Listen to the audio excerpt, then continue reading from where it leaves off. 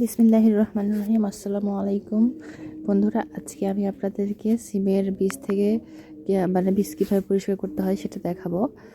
তো এখানে প্রথমে লবণ দিয়ে মানে পানি ঝরিয়ে একটু লবণ দিয়ে এটা ভালোভাবে মেখে 10 থেকে 15 মিনিট মতো রাখছিলাম। এরপর এই যে দেখুন, এই উপরের চামড়াগুলো একদম একটু মানে মনে হচ্ছে যে জোরে জোরে আসছে। তো এগুলো এখন আমি পরিষ্কার করে নেব। কীভাবে পরিষ্কার করবো সেটা দেখাচ্ছি।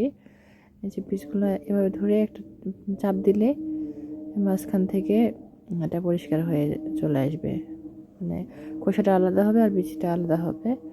এটা কিন্তু অনেক সহজ পদ্ধতি। এখানে কিন্তু আঙুলের কোনো মানে লাগবে না, কষ্ট হবে না, আঙুলের স্পর্শ ছাড়াই কিন্তু হবে।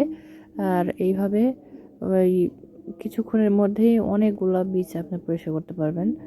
এই যে দেখুন কত দ্রুত হয়ে যাচ্ছে, একদম হাতের সেরকম কোনো কষ্টই হচ্ছে না।